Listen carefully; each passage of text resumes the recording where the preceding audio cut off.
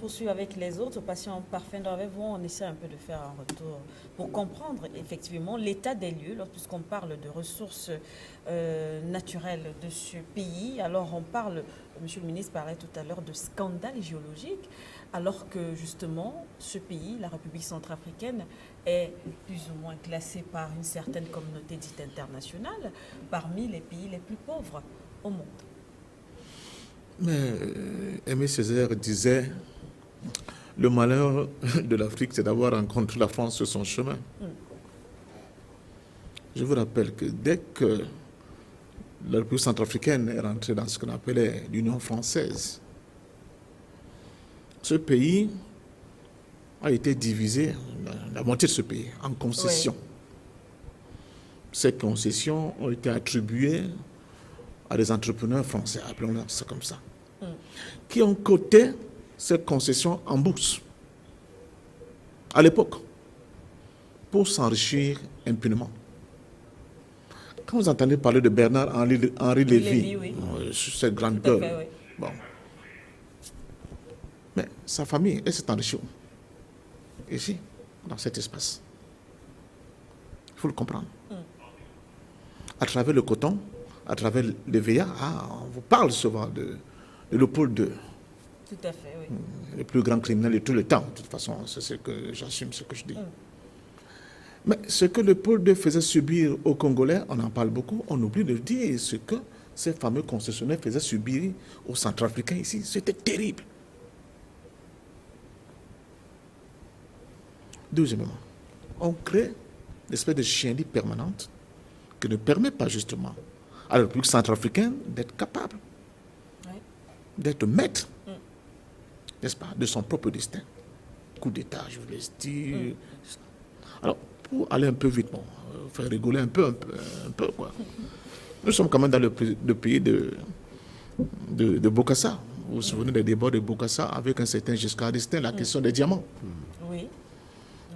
Non content d'avoir obligé, parce que justement, ces indépendances factices qu'on nous a octroyées, et tout ce que le ministre venait de démontrer là, ne vous donnez pas la capacité de résister à ces espèces d'injonctions qui obligeaient la plupart de ceux qui étaient aux États, aux affaires, dans une espèce d'aplaventiste qui ne dit pas son nom. Il fallait répondre au dos à l'œil, n'est-ce pas, à ces injonctions qui venaient d'ailleurs. Alors, Bokassa, très malin vers la fin, j'allais dire un peu coquin, il dit à Giscard, mais puisque tu dis que mes diamants sont faux, il faut donc me les restituer. Bon, je pense que c'est une anecdote pour vous dire la qualité des flibustiers qui ont rencontré le peuple centrafricain. La qualité de véritables brigands qui ont été en contact avec ce peuple. Quand vous prenez un pays comme le Botswana, on vous parle de Botswana, on vous raconte la qualité de la démocratie botswanaise, le type de constitution valorisant pour le citoyen botswanais qu'ils ont. Mais qu'est-ce qu'ils exploitent? Un seul minerai, le diamant. Uniquement, oui. Uniquement. Et il est pris en référence comme des pays africains les plus émergents, les plus... Aujourd'hui, on nous explique même qu'ils ont un PIB qui est supérieur à celui du Portugal. Tout à fait. Mais ils n'exportent qu'un seul minerai, c'est le diamant. Prenez dans le cas de la République centrafricaine. Qui a du bois, qui a du diamant, qui a de l'or, de l'uranium, qui a même des minéraux dont on n'a même pas encore découvert. Les gisements pétroliers aussi. Ah, j'oublie le pétrole. Vous savez, le problème des Chinois avec la question du pétrole et les différentes attaques sur ce territoire venant des pays voisins. Donc, on sait pertinemment. En fait, c'est pour dire quoi? C'est pour dire que, et là, je rejoins le ministre, et je crois que le ministre Baloula est revenu là-dessus. Si vous n'êtes pas un pays souverain, si vous n'avez pas la souveraineté, vous ne pouvez rien faire. Vous n'êtes que des contremaîtres de votre propre espace. Les vrais décideurs sont ailleurs. Et c'est eux qui orientent, qui donnent le timing, qui en réalité sont comme de véritables propriétaires de vos propres espaces et de vos richesses. En 1945, pour payer le sergent Koudougou et tous ses amis qui sont allés libérer la France, qu'est-ce que M. de Gaulle fait avec ses deux compères? Il crée le franc CFA. le franc CFA avec son compte d'opération, parce qu'en réalité, c'est exactement la même chose que les Allemands leur avaient imposé. Et à la sortie de la guerre, les Américains disaient déjà à la France, il faut dévaluer. Parce que vous avez une économie exsangue qui ne peut plus avoir une monnaie qui correspond à ce qu'elle était avant la guerre. Oui. Qu'est-ce qu'ils font? Ils se rabattent sur notre continent et nous imposent donc cette monnaie nazie qu'on appelle le franc CFA. Effectivement. Maintenant qu'un leadership éclairé a pris les rênes de pouvoir dans ce pays et qui est fort, qui a bien compris tout ce que cette histoire douloureuse a produit contre son pays, il ne dégénérerait pas dans un affrontement frontal avec la France. Je laisse ça à des enfants qui continuent de pilonner, n'est-ce pas, l'un de ces derniers artefacts de la colonisation. Ils contournent l'obstacle, l'intelligence. C'est pour ça qu'on vous dit en politique, il n'y a pas que la force du lion, qu'on peut prendre un exemple.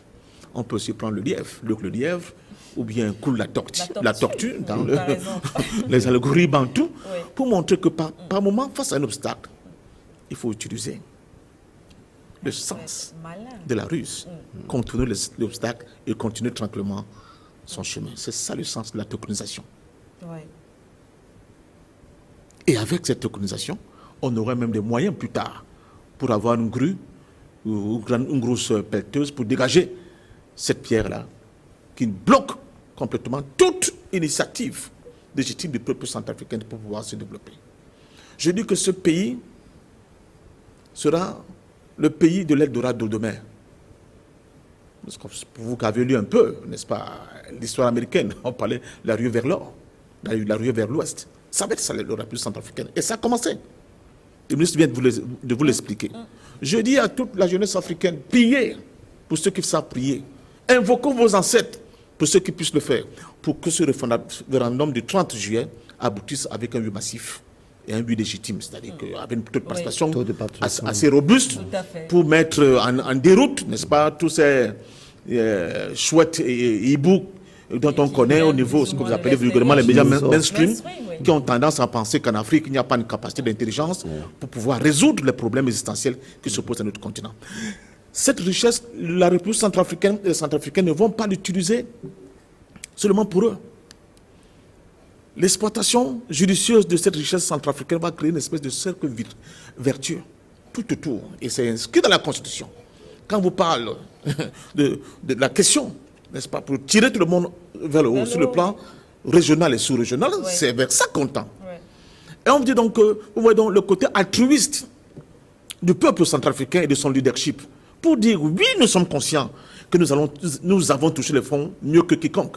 Mais en nous relevant, nous n'allons pas nous relever seuls. Nous allons relever avec l'ensemble de nos frères et sœurs qui sont autour de nous et qui ont vécu le drame centrafricain, souvent sans possibilité de voler au secours de ce pays. Nous allons le faire ensemble parce que nos destins sont liés, ils sont communs. Quand vous prenez les problèmes qui se posent à l'Afrique dite francophone, de Dakar pratiquement à Bangui passant par Brazzaville, les problèmes que ce pays rencontre, ma chère Manuela, ne sont pas des problèmes conjoncturels. Les difficultés ne sont pas de l'ordre du conjoncturel, ils sont de l'ordre du structurel. Quand il n'y a pas d'eau à Bangui, il n'y a pas d'eau à Abidjan. Quand il n'y a pas de route à Bangui, il n'y a pas de route à Douala. Quand il n'y a pas des écoles de qualité à Bangui, il n'y a pas des écoles de qualité à Brazzaville. Pourquoi? Parce que justement, en nous ôtant notre souveraineté, en nous empêchant, n'est-ce pas, de gérer et d'exploiter nos propres biens, notre sol et notre sous-sol, pour le bonheur des Africains que nous sommes, on nous a ôté complètement toute capacité de vouloir créer le rêve pour nos propres peuples.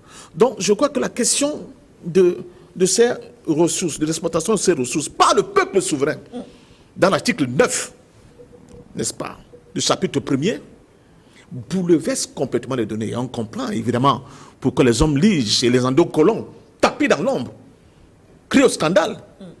Et effectivement, je suis d'accord avec monsieur le ministre quand il disait tout à l'heure, les habitudes ayant la peau vraiment de cuirassé, c'est difficile que les gens opèrent ce changement qualitatif qui est une véritable révolution qui nous a été proposée là. C'est l'occasion pour moi, en tant qu'Africain, de leur dire, disait le texte. Débarrassé de toute acrimonie, disait le texte. Vous allez vous rendre compte qu'on vous propose une nouvelle aube, une aube glorieuse, qui va permettre d'entendre de nouveau la voix de Barthélemy Boganda, disant à cette génération, cette nouvelle génération, je suis fier de vous. Et cela passe de manière radicale, ma chère Manuela, par du courage. Un courage politique et même un courage physique. Et même un courage physique.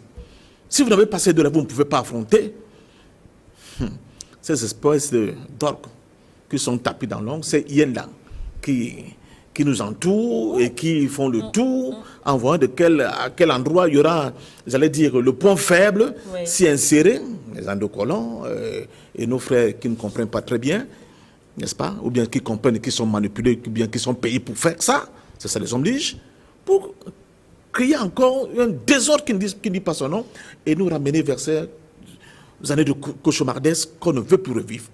Et je dis, nous n'allons plus le revivre parce que le peuple est d'accord et avec cette nouvelle vision. Nous n'allons surtout pas les revivre parce que le leadership éclairé de ce pays a mis en